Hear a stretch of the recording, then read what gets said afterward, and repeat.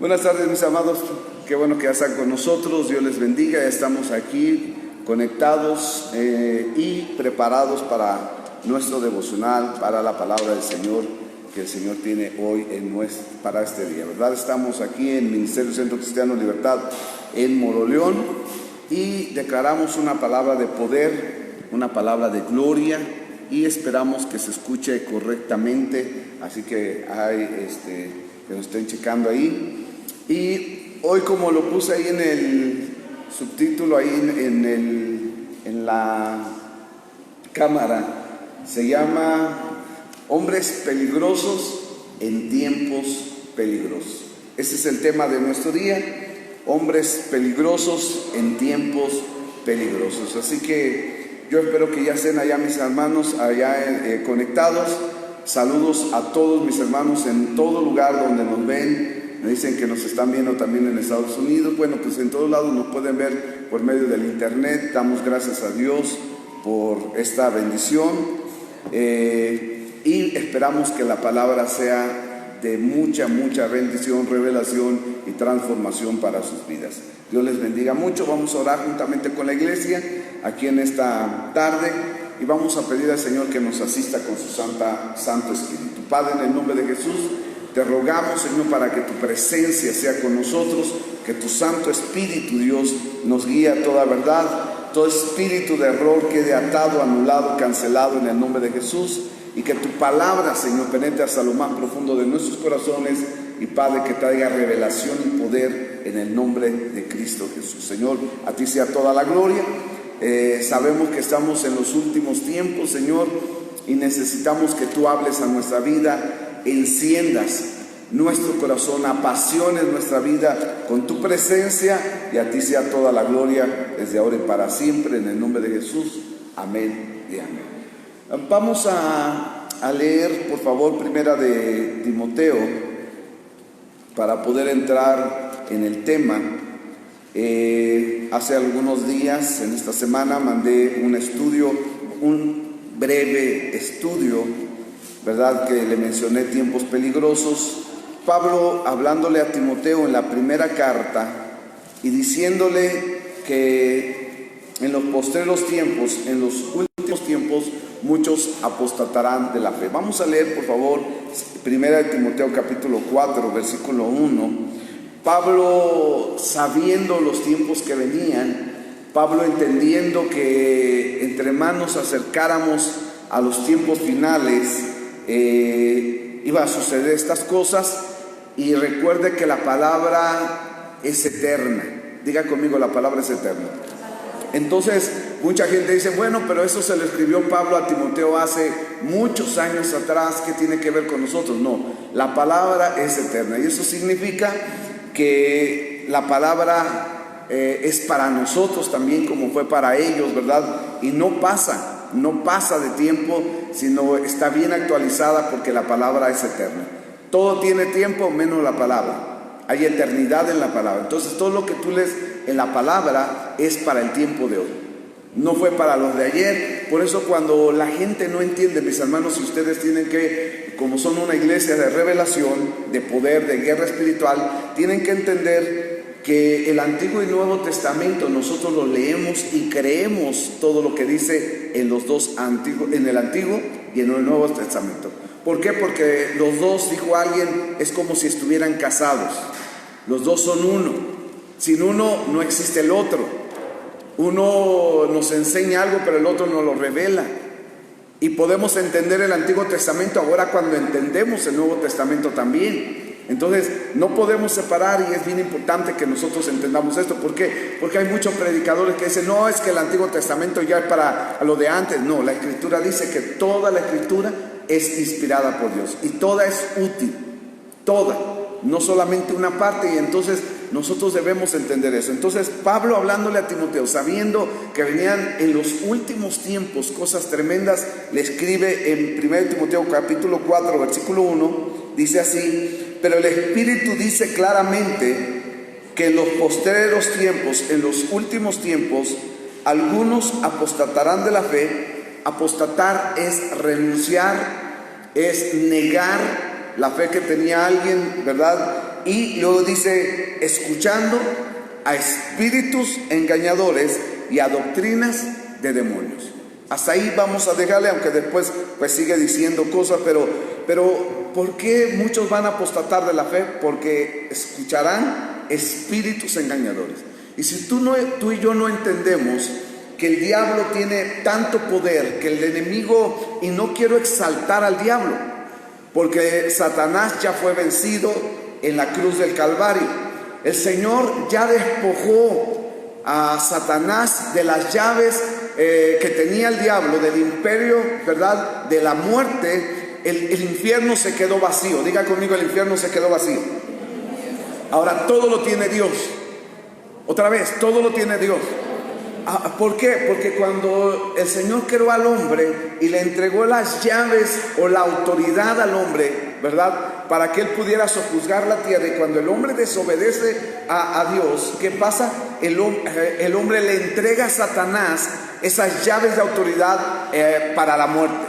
Cuando Jesús muere en la cruz del Calvario, Él va hasta las profundidades, dice la palabra del Señor en Efesios, y le arrebata las llaves al que tenía el imperio de la muerte. Eso dice Hebreos, Pablo hablando a los hebreos.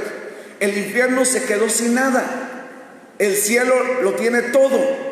El infierno no tiene nada. Y esas llaves el Señor se las entrega ¿a quién? A la iglesia.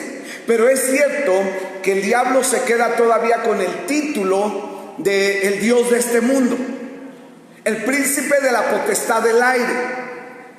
El diablo que anda moviéndose, ¿verdad?, y tratando de destruir a los hijos de Dios, porque de alguna manera todavía él tiene un poder de influencia muy fuerte.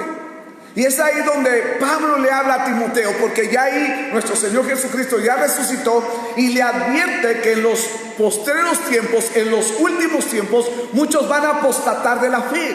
Van a negar, van a renunciar, se van a apartar, se van a enfriar, se van a ir. Ya siendo salvos, se van a perder. Eso es para los que no creen que la salvación se pueda perder. Claro que sí. Y Pablo le está advirtiendo a Timoteo y le dice, ten mucho cuidado, porque vienen espíritus engañadores. ¿Usados? ¿A quiénes usan esos espíritus? A hombres. Demonios que van a usar a gente, pero también demonios que de alguna manera van a tratar de influenciar tu mente y tu corazón. ¿Para qué? Para que renuncies de las cosas de Dios. Entonces, si nosotros no somos astutos, sabios, inteligentes en el Señor, el diablo nos puede apartar de las cosas del Señor por espíritus engañadores. El diablo tiene armas que empieza a usar en contra del cristiano, para que el cristiano se desanime, para que se frustre, para que se enoje, para que diga, ya no quiero nada, no pasa nada, dice el pastor, dice la pastora, dicen los líderes, pero yo no veo nada. Pero realmente no vemos las cosas de Dios, porque no estamos tan metidos, tan agarrados, tan alineados a las cosas de Dios, y por eso a veces no vemos lo que tenemos que ver. Yo siempre me he preguntado, la gente que se ha ido de la iglesia, hablando de la iglesia en general, ¿en verdad fue gente que le echó todas las ganas?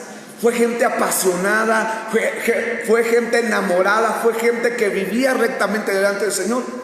¿O nada más fue gente que venía a la iglesia y esperaba algo de Dios, pero como no pasó, como no sucedió, dijeron, ahí nos vemos, y se fueron de las cosas de Dios? Porque cuando tú eres salvo, tú eres salvo en verdad. Dígame amén. No importa lo que pase, no importa lo que venga, no importa quién falle, no importa nada. ¿Por qué? Porque la salvación es personal. Y cuando tú tienes una relación con Dios, nadie te puede sacar de ahí. Y cuando tú conoces a Dios, nadie te puede sacar de la presencia del Señor. Caerán 1000 y 10,000 si quieren, pero yo no puedo caer porque conozco a mi Dios, porque sé que el Señor vive y vive para siempre. Entonces yo no me puedo separar de las cosas de Dios, porque no importa lo que venga, no importa quién falle. ¿Quién es mi Salvador? Tú vives para Dios. Entonces cuando la gente está agarrada al Señor, ciertamente el enemigo le va a costar mucho trabajo, pero eso no significa que no haga su lucha y que no trate de sacarnos de las cosas del Señor. Ahora, Pablo le habla de espíritus engañadores, que entiendo que viene el diablo y trabaja en tu mente, trabaja en tu corazón, trabaja en tus sueños, trabaja cuando tú duermes, ¿verdad? Está trabajando el diablo, te levantas con luchas, y si no hemos sanado las heridas del corazón, el diablo tiene más, como que más derecho, más autoridad para destruir nuestra devoción para con el Señor. Pero Pablo le habla a Timoteo, después le escribe en la segunda carta, vaya conmigo que es aquí donde me voy a detener, en segunda de Timoteo capítulo 3,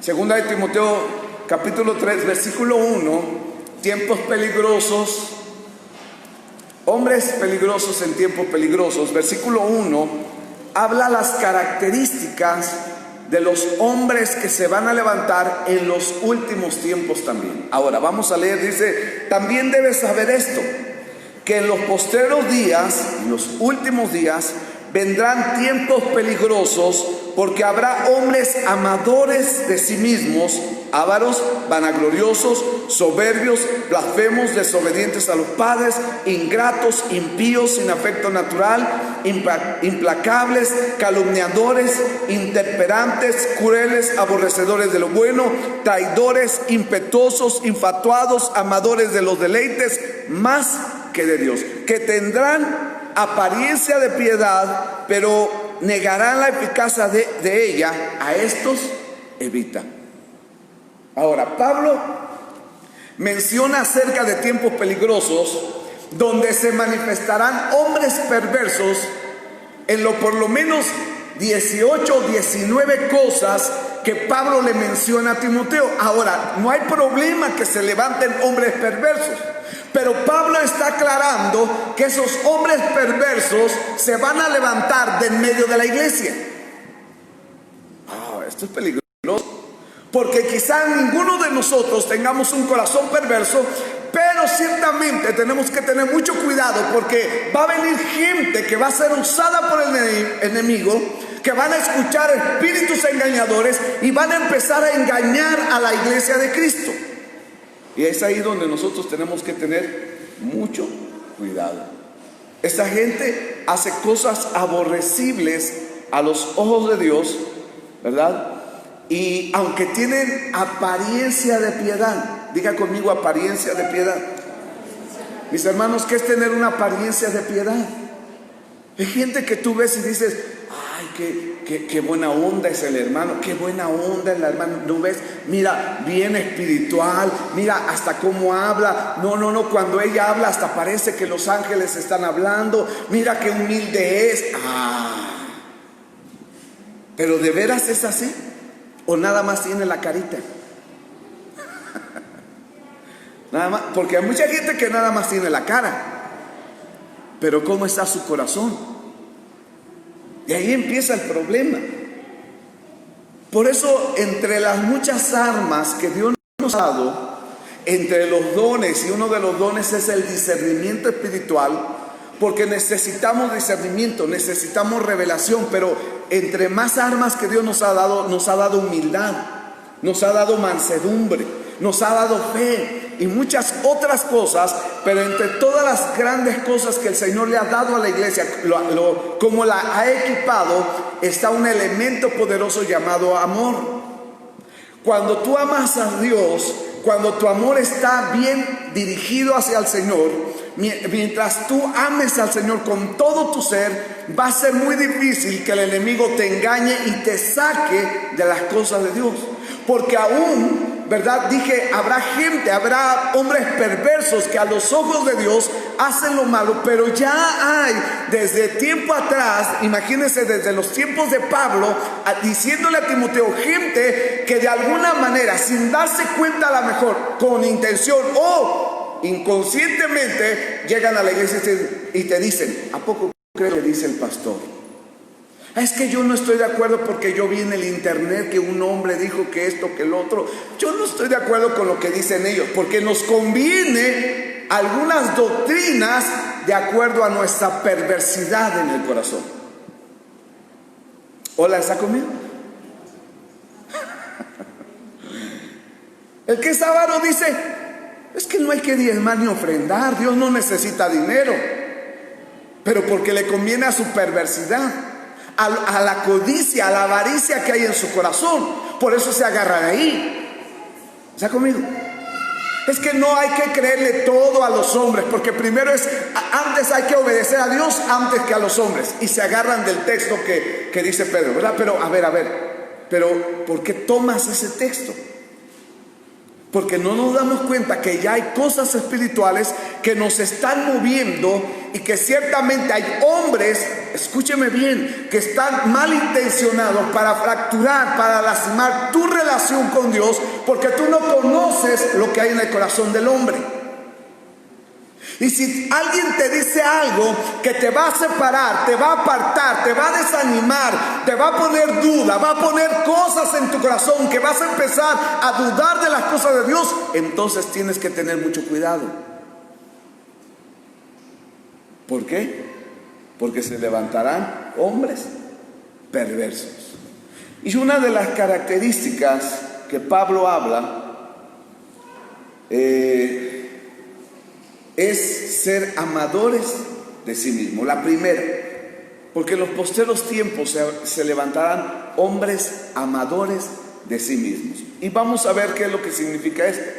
Esta es las tres o cuatro, los cuatro primeros de la lista que da Pablo, tienen que ver, ¿verdad?, como la base para que de ahí todos los demás, las otras 15 o 14 cosas que dice Pablo, sean manifestadas por las cuatro primeras. ¿Cuál es la primera? Amadores de sí, hombres amadores de sí mismos. Si al hablar de hombres, no estamos hablando solamente de hombres, estamos hablando de hombres y mujeres. Esta es una característica egocéntrica, donde la persona vive para sí misma. Gente que ciertamente viene a la iglesia o va a una iglesia, a una congregación, pero no ha entendido el propósito de estar en una iglesia y de buscar a Dios. Vienen porque quizá le dijeron: Dios te puede ayudar con tu problema, te puede ayudar en tu matrimonio, te puede ayudar en tus finanzas, te puede ayudar en esto, en aquello. Y como ellos se aman tanto, ellos dicen: no importa, yo hago lo que sea con tal de tener lo que yo necesito. Y hay gente que viene a la iglesia buscando solamente la solución a su problema, pero no vienen buscando a Dios. ¿Por qué? Porque son amadores de sí mismos, porque son egocéntricos. Están en la búsqueda, pero no de Dios. Están en la búsqueda del favor de Dios. Algunos a lo mejor vienen a buscar esposo. Y aunque no lo crea, ha venido gente para ver quién está soltera o quién está soltero. A ver qué atrapo, a ver si aquí encuentro al príncipe de Dios. Pero no vienen a buscar a Dios. Y cuando ven que no hay nadie, es que aquí no hay. Fíjese, una muchacha un día me dijo: pastor, es que aquí no hay muchachos, pero está Dios. Sí, pero yo quiero un muchacho. Entonces no quieres a Dios, pero es que yo quiero un muchacho. Pero Dios, no, es que yo quiero un muchacho, pues. ¿Entonces qué quieres? Pues se supone que buscar primeramente el reino de Dios y su justicia, y todas las demás cosas vendrán por añadidura. Entonces, si yo pongo bien mi corazón delante del Señor, va a llegar lo que tiene que llegar, porque es la promesa del Señor. Busco primeramente el reino de Dios, me afano por buscar con un corazón, ¿verdad?, con una intención buena a Dios, y Dios se encarga de darme lo que yo necesito. Si necesito trabajo, ahí está. Si necesito dinero, ahí está. ¿Por qué? Porque yo no me preocupo de mis necesidades, porque tengo un buen papá que me ama y que Él es bueno siempre. Y tanto que David le llamó: Él es mi pastor y nada me falta. Y si tú amas a Dios y Él es tu papá y Él es tu pastor, entonces nada te falta. Dígame amén, pues. Si usted quiere. Yo sé que en esta iglesia ni amén dicen, pero bueno. Entonces, Tú vienes a buscar los planes de Dios para tu vida.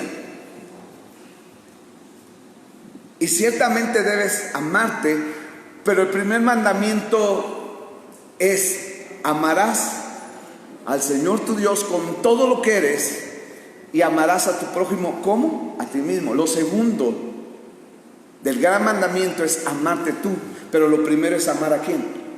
A Dios. Entonces algunos buscan su necesidad que sea suplida porque se aman a sí mismos. Muchas veces en la vida cristiana perdemos de vista nuestro único objetivo, el cual es adorar, exaltar y alabar a Dios. Y al hacerlo, nos convertimos en instrumentos en las manos de Dios. Cuando buscamos, cuando adoramos, cuando exaltamos a Dios, nos convertimos en instrumentos de Dios y nos multiplicamos. ¿Multiplicamos qué? La gloria del Señor sobre la tierra. Y ya no estamos funcionando para nosotros, sino estamos funcionando ¿para qué? Para Dios. En Primera de Samuel, capítulo 15, versículo 12, nos hablan de un hombre que Dios permite que llegue al reino, ¿verdad? Porque el pueblo de Israel en aquel tiempo no tenía rey. ¿Quién los gobernaba? Dios. Pero ellos tenían una necesidad tan grande porque todas las naciones a su alrededor tenían rey, menos ellos.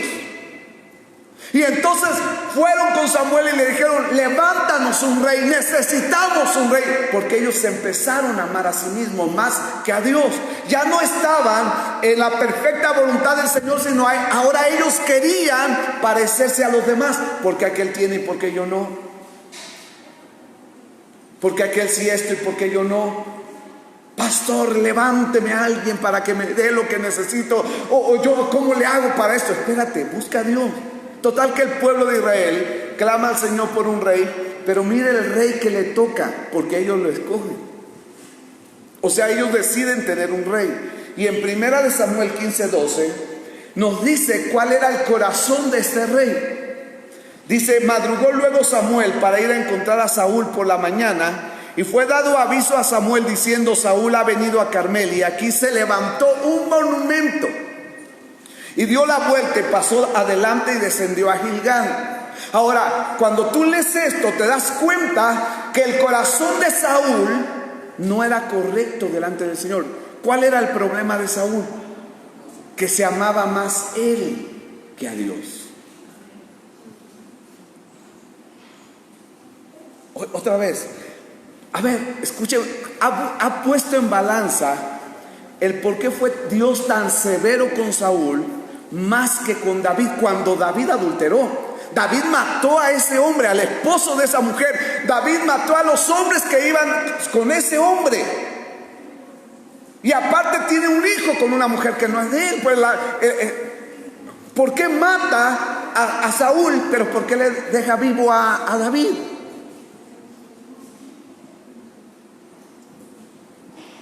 ¿Usted quién hubiera matado? Pues yo a los dos de una vez, pero pues no, porque con la vara que mide será medido. Entonces, pues así como Dios le hizo estaba bien. Pero ¿por qué mató Saúl? No mató a nadie, aunque persiguió a David para matarlo. No se metió con la mujer de otro hombre. ¿Pero por qué fue tan grave el juicio contra Saúl? Porque Saúl no amaba a Dios, se amaba a sí mismo. ¿Sabes por qué a veces no somos bendecidos como debe de ser? Porque amamos más a nosotros que a Dios. Primero yo. Si yo estoy bien, pues qué bueno. Y luego, la diferencia entre David y Saúl, a pesar de los errores de David, es que David nunca se exaltó a sí mismo. Y nunca le robó la gloria a Dios. Nunca tuvo un amor más grande David por él que por Dios. Siempre, a pesar de sus errores, a pesar de sus heridas, a pesar de sus rechazos, a pesar de lo que fuera, él puso siempre a Dios por primer lugar. Dios siempre bendice a alguien que lo pone a él en primer lugar. Pero Dios no puede bendecir a alguien que primero se pone él. Primero a mí que Dios me bendiga. Primero que Dios me dé para yo darle. Primero que Dios me dé esto para yo meterme al ministerio. Que Dios primero haga esto y entonces hago el otro. No, tú no sirves entonces para Dios. Perdóneme. Perdóneme que se lo diga de esa manera. Pues fue por la injundia de la predicación. Pero es verdad. Porque primero eres tú. Pero ya no es Dios, ya no es su voluntad. ¿Cuánta gente se queja de la situación que están pasando porque primero son ellos? ¿Sabe que no todos, pero la mayoría de la gente que se queja, ¿por qué me pasa esto a mí? ¿Por qué yo sufro esto? ¿Por qué a mí? ¿Por qué? Entonces, muchas veces es porque se aman más ellos que a Dios. Porque la Biblia dice dar gracias en todo. Y eso significa que, mire, todos los ejercicios espirituales que Dios le da a la iglesia es para hacer una iglesia poderosa, aunque te cueste. ¿Cómo vas a dar gracias en medio de la dificultad? ¿Cómo vas a dar gracias en medio del dolor? ¿Cómo vas a dar gracias en medio de la aflicción? Pero Dios dice, pero tú dices, pero es que no es tan fácil. No tengo dinero, no tengo y nada que dar. Y Dios dice, da gracias. Pero es que mi marido es un da gracias. Pero es que mi hijo, da gracias. Es que da gracias. Y no es fácil, pero tienes que dar gracias. Se me cayó el dinero, ¿ahora qué voy a hacer en la semana? Da gracias. Hola, ¿está conmigo? ¿Dónde estabas tú, Dios? Dime dónde lo tiré para ir. Dice Dios, da gracias. Yo sé quién lo agarró, pero tú no te preocupes, da gracias. Yo lo vi todo. Gracias. ¿Está conmigo? Entonces, la gente que más se queja de su situación es porque más se ama. Por eso siempre están de renegones contra Dios. Siempre.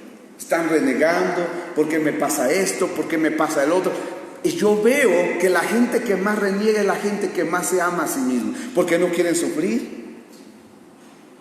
Ay, ¿por qué me apachurré el dedo? Ay, Señor, ay, ¿por qué me jalé de más la pestaña? Ay, ¿por qué me la ceja? ¿Por qué? De todo se quejan, pues, porque se aman tanto y no quieren sufrir nada. 1 Samuel capítulo 13, versículo 6.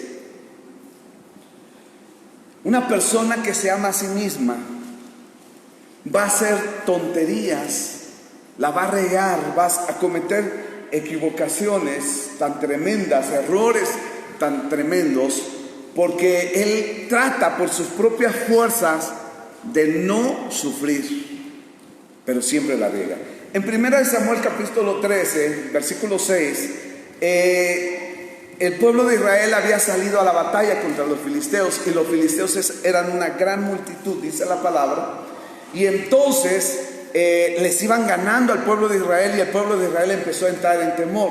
Estaban esperando a Samuel porque ellos tenían maldición para poder ganar. Ellos creían que si Samuel les bendecía, porque eso era lo que tenían que hacer, un sacrificio a Dios, ¿verdad? Y creían que ellos se iban a levantar. Déjenme decirlo de esta manera: se iban a levantar, iban a derrotar a sus enemigos, pero no venía Samuel, no llegaba, y el pueblo desertaba. Dice que hasta pasaron a Galad, ahorita lo vamos a leer, a la tierra de los enemigos. Se fueron para allá el pueblo de Israel, y Saúl comenzó a tener miedo y hace una estupidez. Versículo 6 dice: cuando los hombres de Israel vieron que estaban en estrecho, o sea, estaban siendo oprimidos porque el pueblo estaba en aprietos, se escondieron en cuevas, en fosos, en peñascos, en rocas y en cisternas. Y algunos de los hebreos pasaron el Jordán a la tierra de Gad y de Galad, pero Saúl permanecía aún en Gilgal, y todo el pueblo iba tras él temblando. Y él esperó 7 días conforme al plazo que Samuel había dicho, pero Samuel no venía a Gilgal, y el pueblo se le desertaba. Y entonces dijo Saúl: traedme holocausto y ofrenda de paz. y ofreció el holocausto. Y cuando él acababa de ofrecer el holocausto, he aquí que Samuel venía y Saúl salió a recibirle para saludarlo. Entonces, ¿qué has hecho? Y Saúl respondió: porque vi que el pueblo se me desertaba y que tú no venías dentro del plazo señalado y que los filisteos estaban reunidos en Migmas, y me dije: ahora descenderán los filisteos contra mí a Gilgal, y yo no he implorado el favor del Señor. Me forcé pues y ofrecí el holocausto. Entonces Samuel dijo a Saúl: locamente has hecho, no guardaste el mandamiento del Señor tu Dios que él te había ordenado, pues ahora el Señor hubiera confirmado tu reino sobre Israel para siempre. Mas ahora tu reino no será duradero, y el Señor se ha buscado un varón conforme a su corazón. Hasta ahí vamos a cortar el texto. ¿Qué hace Saúl? Se apresura, tiene miedo, porque su prioridad no era Dios. ¿Quién era importante para Saúl? Él mismo. Él quería ganar, él no quería que se le desertara al pueblo, él no estaba confiando en el Señor. Una persona amadora de sí misma no confía en Dios, confía en su fuerza, confía en lo que puede hacer. Él no era sacerdote, él no tenía que hacer sacrificio. ¿Cuántas veces nosotros hacemos cosas que no sabemos o no podemos hacer, pero la intentamos hacer porque nosotros somos muy importantes y nos amamos tanto? Esa es la primera cosa que Pablo le dice a Timoteo de los últimos tiempos, y se van a levantar hombres amadores de sí mismos. Y si lo aplicamos en una familia, hay hombres egoístas que solamente se ven ellos, o mujeres egoístas que no les importa a nadie más que ellos, no les importan los hijos, no les importa el marido, no les importa la mujer, son ellos nada más y punto y se acabó. Hombres amadores en una empresa, el patrón o el dueño solamente quiere ganar, no le importa sus trabajos, no importa si se enferman o no, ellos solamente son importantes. En la iglesia, que lo más importante de toda la tierra, el diablo va a mandar gente para que destruya o quiera destruir la iglesia, y necesitamos gente que ame más a Dios que se ame a sí mismo. La segunda cosa son amadores de dinero o amadores del dinero, y la Biblia lo define como gente avara o avara, ¿verdad? Gente que es arrogante por causa del dinero.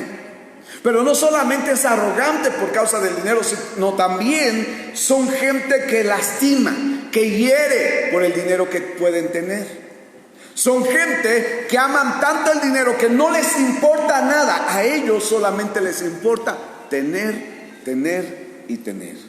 Primera de Timoteo, capítulo 6, versículo 10, la palabra del Señor dice, en primera de Timoteo capítulo 6 versículo 10, la palabra del Señor dice: porque raíz de todos los males, la raíz de todos los males, ¿de cuántos? Todos los males, es el amor al dinero, el cual, codiciando algunos, se extraviaron de la fe y fueron traspasados de muchos dolores. No de dinero, porque hay gente que tiene mucho dinero, pero eso no significa que no tengan muchos dolores. Hay hijos de mucho dinero, padres que han tenido mucho dinero, y por no saber educar a sus hijos, y no es mi intención juzgar a nadie, sus hijos tenían carro, andaban de borrachos, chocaron, se murieron, perdieron sus hijos. Hoy sufren la pena de haber perdido a su hijo, aunque tengan mucho dinero, pero tienen mucho dolor en su corazón. ¿Cuál es el problema? El amor al dinero. ¿Es malo tener dinero? No. Pero cuando tú y yo ponemos nuestra mirada en el dinero, cuando tú y yo amamos lo material, hermano, entre más amas lo material, menos te importa lo espiritual. Esa es una realidad. Estamos tan enfocados en lo externo que para nosotros es más importante lo que tenemos, lo que logramos juntar, lo que empezamos a acumular, lo que llegamos a tener. ¿Por qué? Porque no nos damos cuenta que lo más importante para nosotros debe ser lo interno, no lo externo. Y aquí trabaja mucho las heridas en el corazón del hombre, porque el hombre, su valor está puesto en lo que tiene y no en lo que es. La gente es capaz, escúchenme bien, la gente es capaz de cualquier cosa por dinero. Oye, ayer yo no veo casi televisión y ahí está la pastora y ahí están mis hijos de testigos, pero ayer, no sé, andaba muy cansado y estaba haciendo algunas cosas y dije, voy a prender la televisión. Y lo puse en un documental en un canal X, ni sé cuál, y estaban hablando acerca de la prostitución y hablaban de una familia muy famosa allá en Tlaxcala que se dedica a prostituir jovencitas. Las enamoran y después se las llevan, las prostituyen y luego regresan, enamoran a otra y llevan a otra, y así se han llevado cientos de niñas y jovencitas a prostituir en cualquier lugar del mundo, porque no solamente es en México.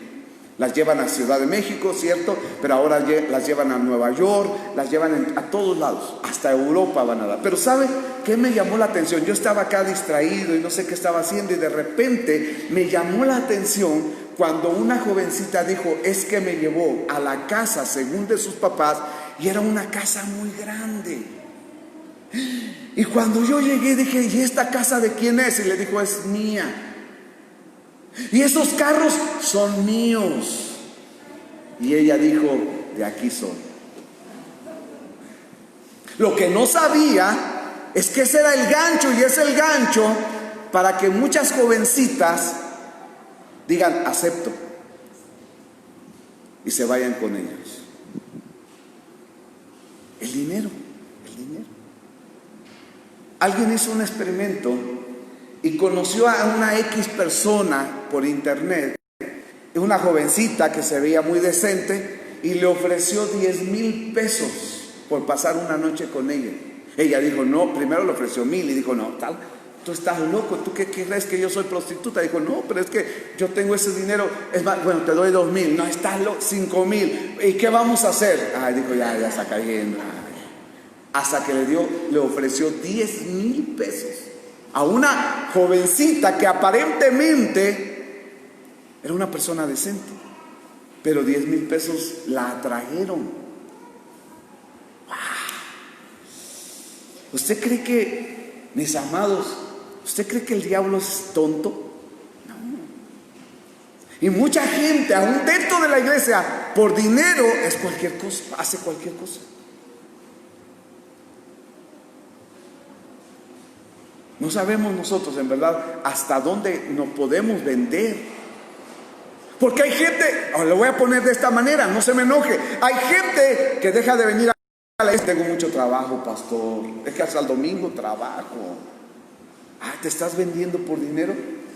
¿Pero quién crees que te da el dinero? ¿Eres capaz de cualquier cosa por dinero? Hoy usted puede decir que no, pero realmente hasta ¿dónde la avaricia está metida en nuestro corazón? Y claro, hay que trabajar, y claro, es bueno tener, y claro, Dios nos da el poder para hacer la riqueza. Dios quiere que seamos prósperos, porque Él dice, amado, yo deseo que seas prosperado en todas las cosas, que tengas salud, así como prospera tu alma. Pero de eso, a yo vender mi salvación o venderme por dinero, entonces, ¿dónde quedó mi relación con Dios? Eclesiastés capítulo 5, versículo 10. Eclesiastés capítulo 5, versículo 10. Dice así la palabra del Señor: el que ama el dinero no se saciará de dinero, y el que ama el mucho tener no sacará fruto. También esto es vanidad. ¿Qué significa eso? Que el que ama el dinero no tiene llenadera. Oh, si yo tuviera 10,000 cuando tiene los 10,000. Bueno, si yo tuviera 20,000 cuando llegan los 20,000. Ay, si tuviera 30,000, y nunca se va a llenar. Porque el que está buscando siempre quiere tener más. A lo mejor tú llegas un día a tener algo que nunca habías tenido y dices, por más. Y sabes, ahí es donde el diablo entra, porque de lo natural, recordemos, no se nos olvide que de lo natural pasamos casi en un instante a lo espiritual. Y lo que es una avaricia, en un deseo de tener, de lograr, de poseer algo que nunca he tenido, entonces el diablo se mete ahí para entonces querer tener más de lo que hoy tengo. ¿Cuánto cree? Es para que ponga su mente a volar, ¿verdad? Imaginar. ¿Cuánto cree que le había robado Judas a Jesús? Él era el tesorero. O sea, el Señor recibía buenas ofrendas. Lucas capítulo 8 dice que aún mujeres de gobierno apoyaban el ministerio de Jesús. ¿Cuánto cree que se robaba Judas? ¿Por qué cree que lo fue a vender? Porque necesitaba otras monedas. ¿Usted cree que lo que ya se había robado era mucho más de lo que le iban a pagar por Jesús? Pero él lo vendió por las monedas. Hola, ¿está conmigo? ¿Por cuánto vendes a Jesús tú? Bueno, pero no estamos hablando de nosotros, estamos hablando de los hombres amadores que van a venir, amadores de dinero. Gente que viene con la intención de romper, de robar, de estafar, de engañar por medio del dinero.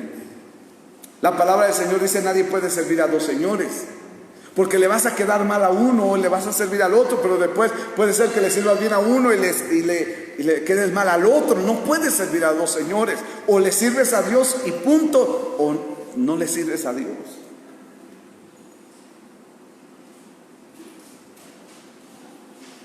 Esa es la segunda base de los hombres peligrosos en los últimos tiempos.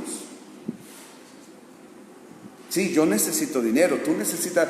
Hay un salmo que dice: necesito dinero.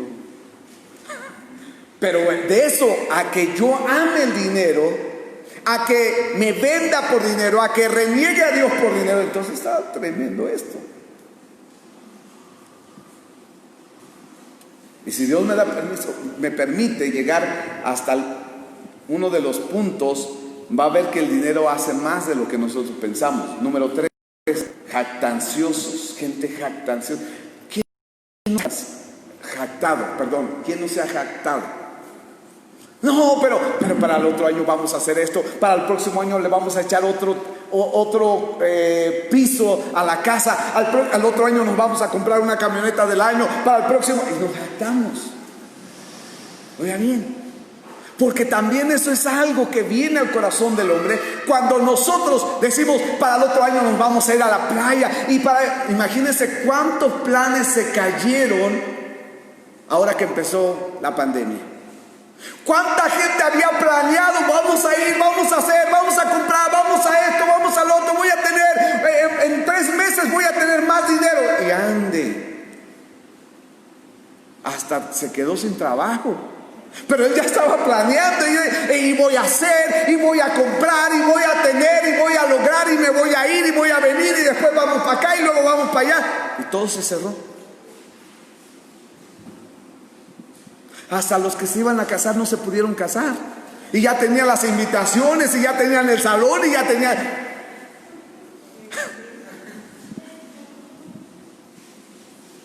¿Cuánta gente planeamos sin tomar en cuenta a Dios? Porque ese es el problema. Ser jactancioso, esta palabra la define a las personas que se adueñan de sus sentimientos de gloria y honor sin tomar en cuenta a Dios. Gente que, yo voy a hacer, yo voy a ir, para el próximo año no te apures, hijo, vamos a hacer, vamos a tener, vamos a esto. Y dice el Señor: viene una pandemia, no vas a hacer nada, viene una pandemia. Pero tú dices: pero voy allá y voy allá, y ya planeamos, pero nunca tomamos en cuenta a Dios. ¿Está conmigo? Imagínense, ahora voy a ser un poco brusco, pero imagínense los que hicieron planes para este año y se murieron.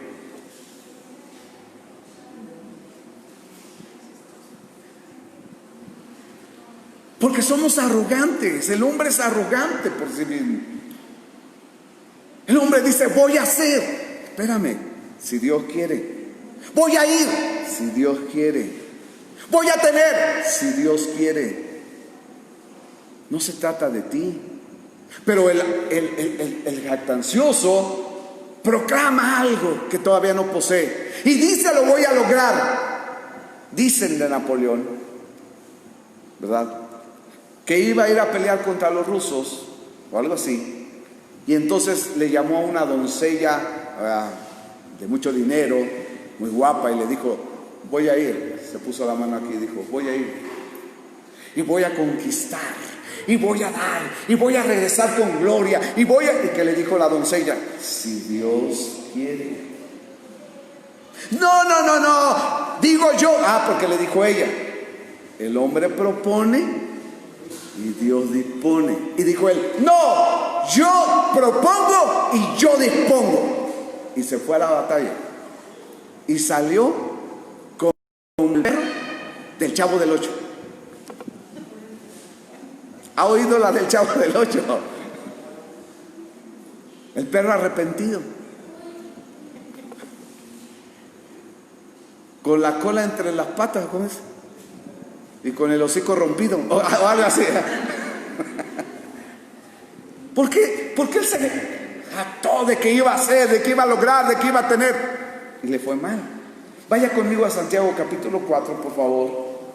Santiago capítulo 4, versículo 13. Eso es muy serio, mis amados, porque muchos de nosotros hemos hecho planes, pero nosotros no sabemos lo que viene más adelante. Dice Santiago capítulo 4, versículo 13, dice, vamos ahora, los que decís, hoy y mañana iremos a tal ciudad, estaremos allá un año y traficaremos y ganaremos. Versículo 14, cuando no sabéis lo que será mañana, porque ¿qué es vuestra vida? Ciertamente es neblina que se aparece por un poco de tiempo y luego se desvanece. Versículo 15, en lugar de lo cual deberías de decir, si el Señor quiere, viviremos y haremos esto o aquello.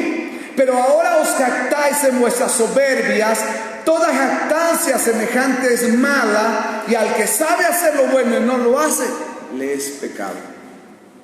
¿Qué está diciendo, mis hermanos? Aquí hay 4 cosas muy interesantes en los primeros versículos, porque dice, hoy y mañana iremos a tal ciudad. El jactancioso cree que puede ir a cualquier lugar sin el permiso de Dios. Vamos a ir, dicen ellos. Voy a irme a Aguascalientes, voy a ir para acá, voy a ir para allá. Pero, ¿estás seguro? Yo tenía un viaje a Guatemala en principio de año. Sí, dijo el Señor, sí, Guatemala.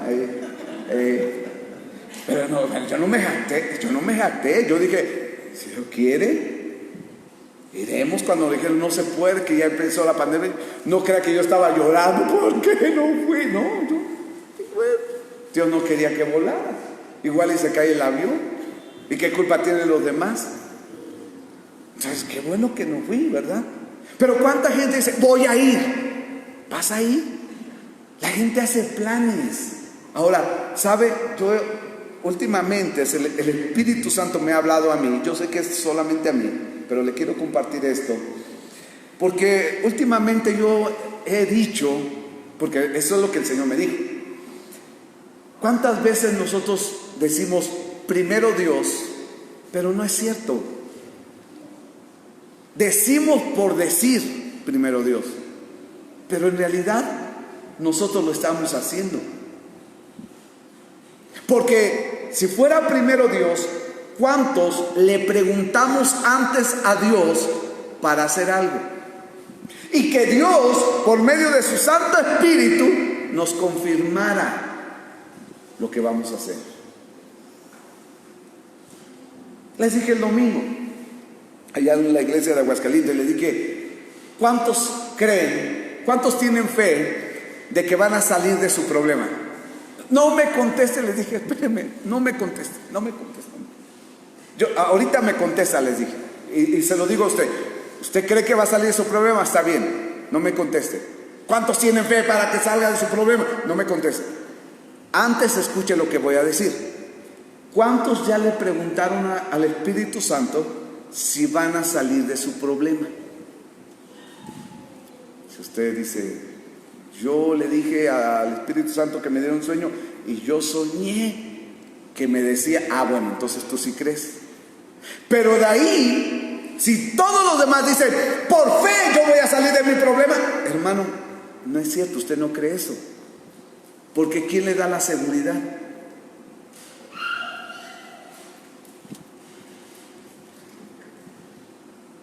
¿Está conmigo? ¿No le caigo mal todavía? Bueno, pues, pero ¿por qué? Porque es verdad. Mire. Vamos a hacer un culto de milagros. Vamos a hacer un servicio de milagros. Mañana hacemos un servicio de milagros. Mañana invite gente enferma. Invite y se trae 2, 3 enfermos en sillas de ruedas. Pero escuche, usted dice, pastor, se va a levantar. Yo le dije que Dios lo iba a levantar, que Dios lo iba a sanar. Espéreme, ¿le preguntó al Espíritu Santo? No, pero entonces Jesús oraba noches enteras para preguntarle al Espíritu Santo lo que iba a hacer el día de mañana, ¿sí o no? Tanto que pasó por el templo de la Hermosa y vio un cojo. ¿Por qué no lo sanó? Le hubieran preguntado a Pedro, dice en el nombre de Jesús se levanta, porque se levanta. Y Jesús lo voltea a ver y dice, Pedro, no. ¿Por qué no si tú vienes aquí? Pero todavía no es el tiempo. Pero él ya estaba diciendo que iba a pasar. Porque él dice tener mucha fe. Pero cuando escuchamos al Espíritu Santo, entonces, a lo que estoy hablando, ¿cuántas veces somos bien jactanciosos? Yo voy a poner esto y me va a ir bien. ¿Ya le preguntaste a Dios? Y voy a hacer y voy a tener y esto y el otro. Pero ¿ya le preguntaste a Dios? Porque necesitamos humildad. Le dije que una de las armas que el Señor le da a la iglesia se llama ¿qué? Humildad. Y número 2 se llama mansedumbre. ¿Cuánta gente mansa hay aquí?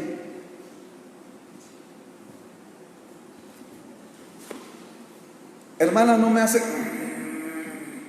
Ay, perdón, no pensé que no era mansa y humilde. Perdón. Porque la gente es agresiva. ¿Qué es lo contrario de ser manso? Bravo. O sea, un caballo salvaje. Un toro que no te le puedes acercar. ¿Cuándo es manso? Hay más fuerza, pero ahora es, puedes venir para acá. ¿Puede hacer esto? Sí. Pero tú le dices a la gente y se pone brava. Porque ellos dicen, yo soy dueño de mí mismo. Y yo voy a ir, y el segundo punto, voy a vivir. De aquí a 10 años vamos a tener 3 casas. ¿Y cómo sabes que vas a vivir? Espérate a que vivas a diciembre. Ya no hasta 10 años. Primeramente Dios, en el 2025 vamos a tener esto. Pero primeramente Dios, ¿ya le preguntaste al Señor? Porque no sabes. Yo no sé todavía. Yo no sé si voy hoy a Aguascalientes y yo no regreso. Pero ya les estoy diciendo, hermanos, prepárense, en diciembre vamos a hacer una campaña y vamos a hacer... Oye, espérame, pastor, pero primero Dios. Y pregúntele primero a Dios si quiere que hagamos la campaña. Porque el deseo de salvar gente, claro, está en Dios, pero el cómo hay que preguntarle. ¿Hola, está conmigo? La gente ya está diciendo, ahora que salgamos, vamos a hacer una pachanga. ¿Y cómo sabes que sales? ¿Quién sabe si salgas?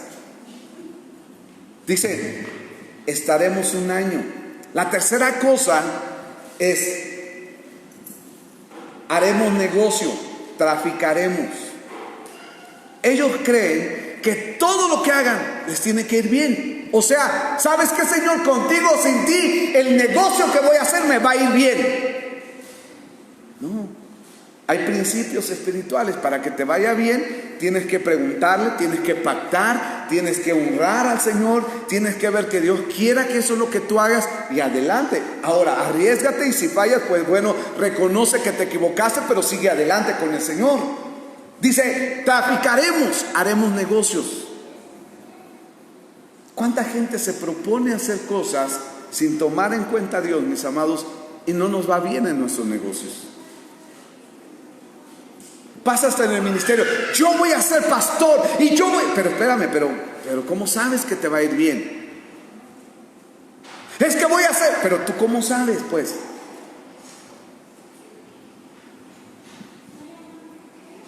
La gente es jactanciosa. Y voy a ir y voy a traer y voy a hacer y voy a... Mira, vamos a hacer este negocio y nos va a ir bien. Pero ¿cómo sabes que te va a ir bien? Pero cuando tú eres humilde, cuando eres manso de corazón y escuchas a Dios, tú dices, yo sé, porque Dios me lo dijo que me va a ir bien en el Señor.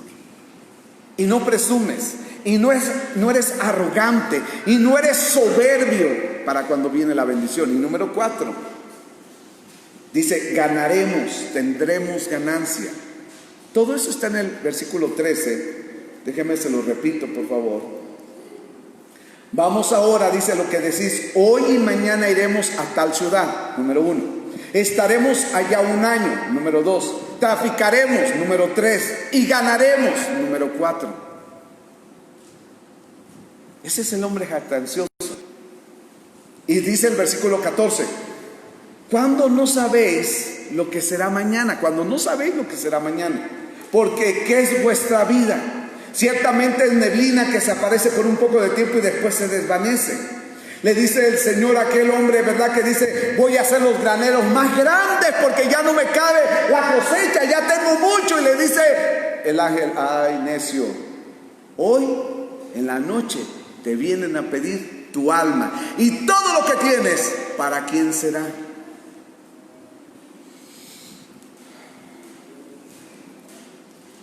Diga, aush. Un hombre jactancioso gobierna su vida como quiere, hace de ella lo que quiere, trata de tener el control de su vida sin tomar en cuenta a Dios. Y un jactancioso siempre será avergonzado. Siempre será avergonzado. Pedro fue avergonzado porque Pedro era un hombre jactancioso. Señor, yo no te voy a negar. Pedro, cuando cante el gallo, no, ni me digas, Señor, yo voy hasta la muerte contigo. Eso era jactancioso. ¿Cuánta gente dice, yo nunca voy a dejar al Señor?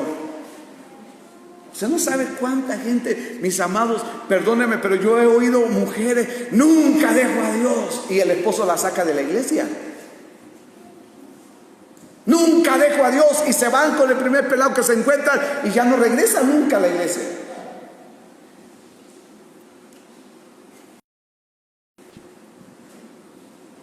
Respire, por favor, yo sé que puede ir.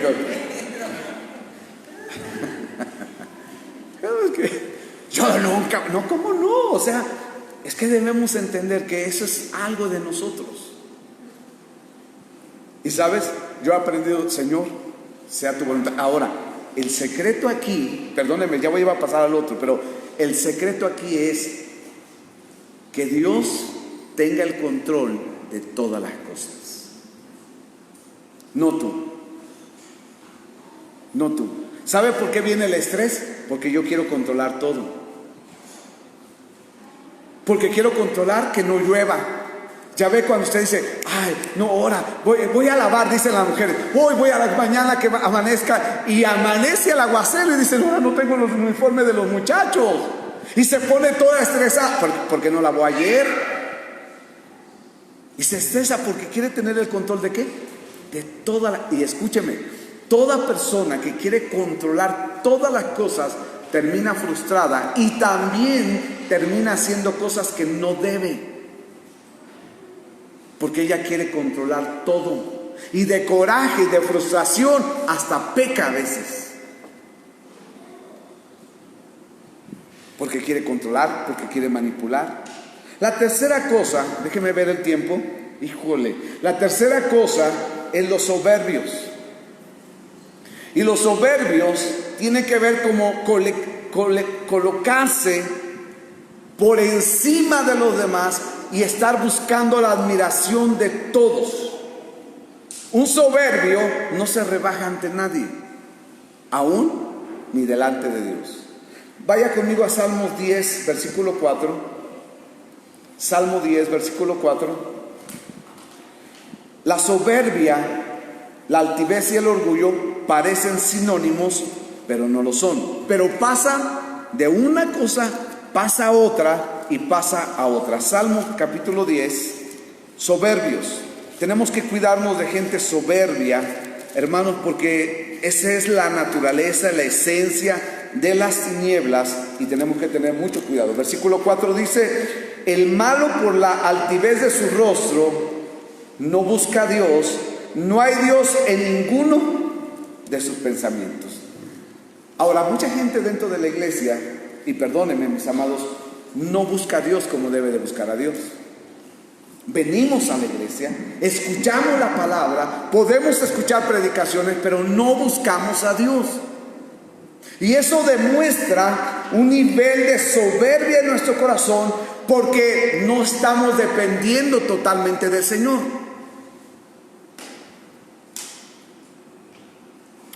Tu trabajo, tu negocio, tu relación, tu familia. ¿Has buscado a Dios para que te diga si lo que haces es correcto, sí o no? ¿No? ¿Qué hacemos nosotros? Tomamos la iniciativa de decir: esto no está bien, esto no está bien y esto no está bien. Pero ya le pregunté a Dios. O decimos: es que esto no es malo.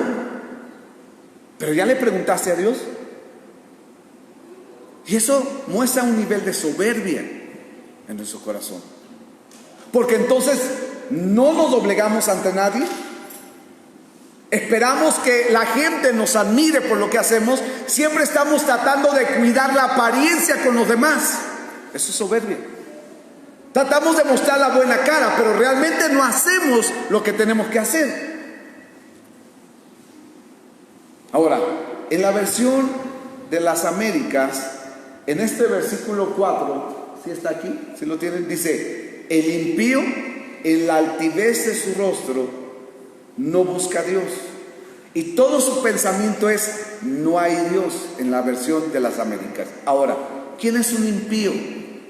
Un impío es alguien que creyó en Dios, pero en algún momento de su vida se empezó a separar, empezó a entrar en la impiedad. Alguien que tenía un corazón noble para Dios y noble para la gente, pero de repente empezó a desviarse y se hizo duro. ¿Se ha dado cuenta de gente que hoy son duros, groseros, lastiman, te hablan mal, son groseros en cuanto a decir palabras malas? ¿Sabe por qué? Porque se han separado. Ya no hay Dios en su pensamiento. Ya no hay Dios en lo que hacen. Gente que eran honestos, eran honrados a Dios, pero la impiedad entró en su corazón, se rompió la piedad y entonces se empezaron a apartar de las cosas buenas y empezaron a hacer las cosas malas. Son gente sin piedad. Y escúchenme, mis hermanos, por eso dentro de la iglesia, eso es mi consejo, dentro de la iglesia no prestes a nadie. Porque puede haber gente con cara de piedad, pero puede ser injusta y mala. Por lo tanto, como yo no conozco el corazón y la Biblia dice que no preste, yo no le presto a nadie. Porque yo no sé si sea un impío ya ese hermano, aunque venga a la iglesia, pero a lo mejor es un impío. O sea, ya no tiene piedad. Porque un impío roba, pide prestado y no paga, dice la palabra. Un impío perrito, a su gatito. Son gente dura. Conoce cristianos que tienen al pobre perrito en la azotea y sin comer y sin agua. Son gente cristiana, pero tratan mal a sus animales. Ahora imagínense, si tratan mal a sus animales, ¿no va a tratar mal a sus hijos, a su familia, a sus hermanos, a sus padres? Hay gente impía. Se retractaron, se apartaron del camino del Señor. Impío viene de in, sin y pius, sin piedad.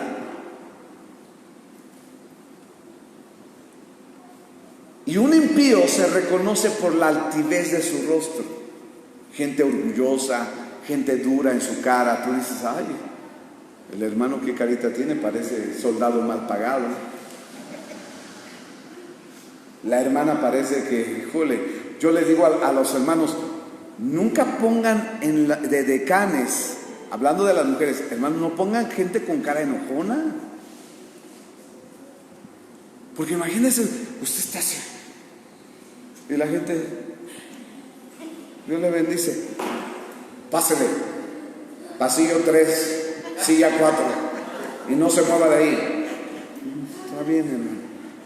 Pero ya está como, ya le dije. Hay gente así con esa cara en la iglesia. Y si la pastora está igual,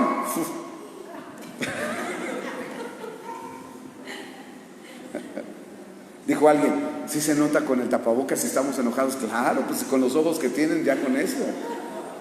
En Tito capítulo 1, rápido porque si no, no termino.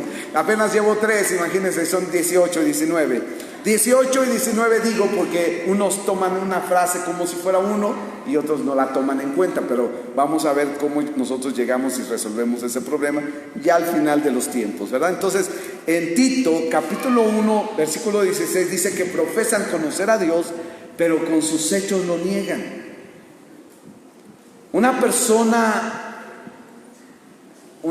soberbia es alguien que dice conocer a Dios, pero sus obras son malas. Jesús dijo de los fariseos y de los escribas: haced y observad todo lo que os digan, pero no hagáis conforme a sus obras, porque ellos dicen y no hacen. Hay gente que habla muy bien. Habemos pastores que, bueno, yo digo también, pero que predican muy bien, pero solamente dicen, pero no hacen. Hay gente que te dice cosas, pero no las hacen. ¿Hola, está conmigo? Ellos dicen, hay mucha gente que dice, yo hago esto, hago el otro, pero no es cierto, no hacen las cosas bien.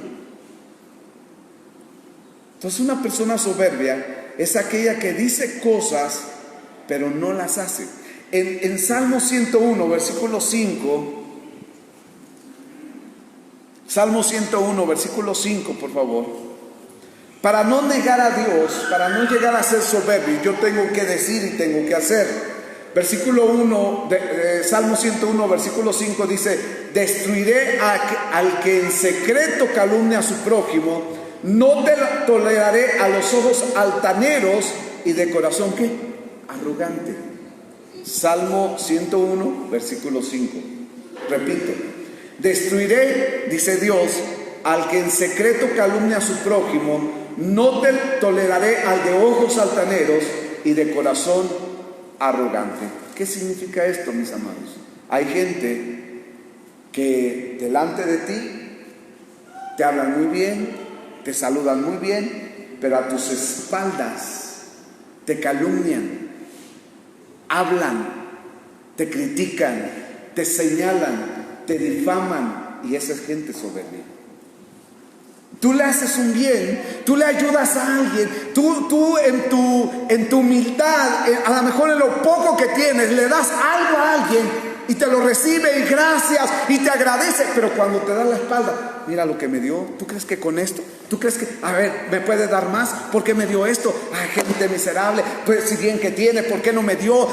Y la gente habla a tus espaldas. Gente soberbia. Gente que ellos tratan de aparentar estar bien, pero no lo son. Gente que recibe algo, pero después te critica por lo que le diste. Y ahí entra también la ingratitud. Por eso le digo, como que estos son la base de todos los demás que vienen.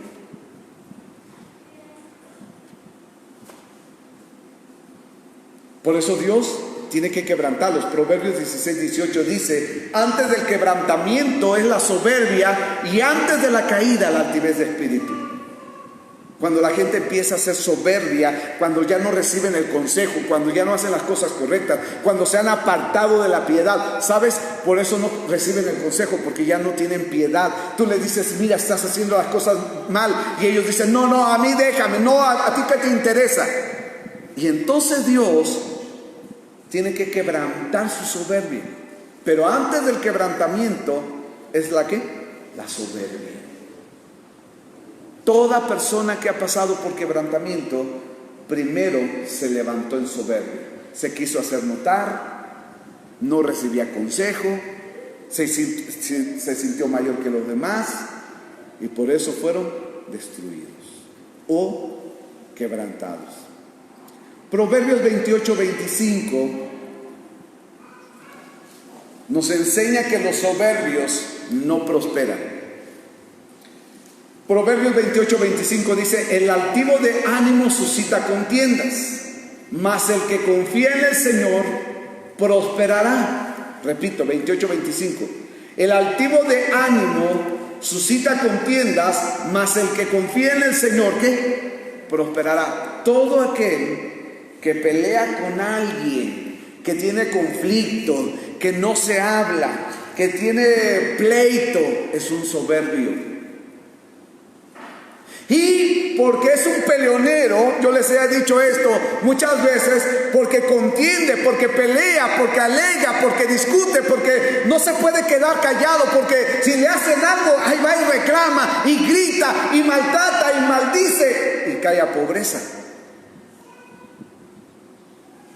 Pues yo tenía una hija que de todo peleaba. Pero es que, le decía yo: cálmate. Pero es que, cálmate. Porque si no, no vas a prosperar.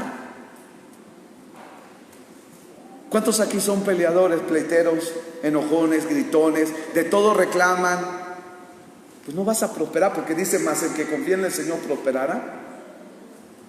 Y el altivo de ánimo está hablando de alguien soberbio. Hola, ¿está conmigo?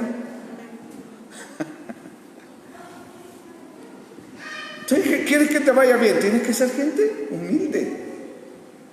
Pero si siempre estás peleando, si siempre estás discutiendo, si vienen y te dicen: oye, ¿qué crees que dijo fulanita? Déjame hablar. Y luego le hablas y le reclamas y ni sabes si es verdad o no, pero tú le peleas, tú le reclamas, tú le alegas. No esperes prosperar. Es que dijo la hermana fulana y ya está ahí la hermana también. Espérame, pero ¿por qué tienen que pelear si tú no sabes? El diablo es astuto para meter cizaña en el corazón del hombre, para manifestar la soberbia. Porque si hablan mal de ti, tu orgullo, tu soberbia y tu arrogancia, que es un proceso, dice: no, ¿cómo va a estar hablando de mí? Déjale, hablo delante de ti para que escuches lo que le voy a decir y para que veas que no soy lo que ella dice.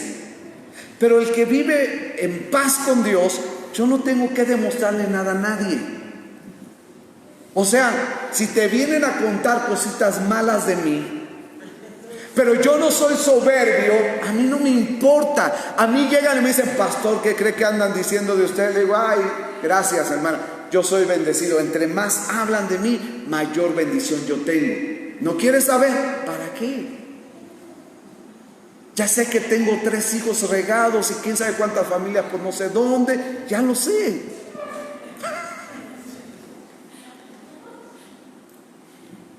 Eso no me afecta a mí, porque no es cierto. Hola, ¿está conmigo? Porque el diablo puede decir 1000 cosas. El problema está cuando sea verdad. Ahí sí, preocúpate.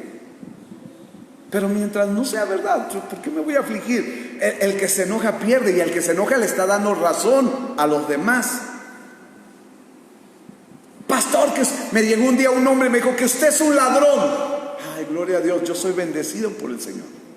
Pero es un ladrón, yo estoy bendecido por Dios. Y cada vez que me dice el ladrón, cada vez que me atacan en un área, yo sé por dónde viene la bendición. Hermano, ahora, perdone que diga esto, pero es que me atacan tanto que la bendición llega. Hasta leche me llevaron en los tiempos malos. Ya casi me mandan la vaca. Y hubieran dicho, el pastor se robó una vaca. Imagínense. Me llega salsa, me llega esto, me llega lo. Gracias a Dios. Pero la gente habla. ¿Usted cree que yo voy a caer en pleito? No. Porque eso es ¿qué? Ser soberbio, arrogante y orgulloso. Respire profundo.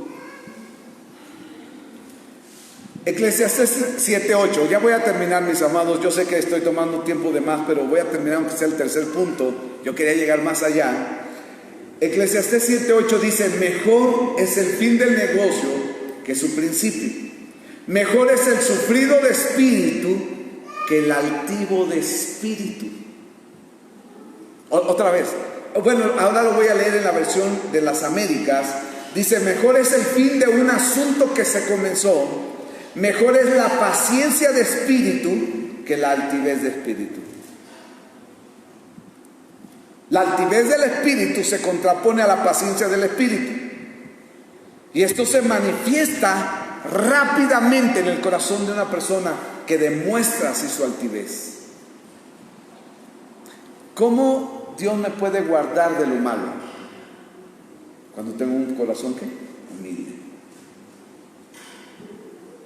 tranquilo, con paciencia, un corazón que sabe lo que es en el Señor, un corazón que está alineado a Dios y no tiene ningún problema.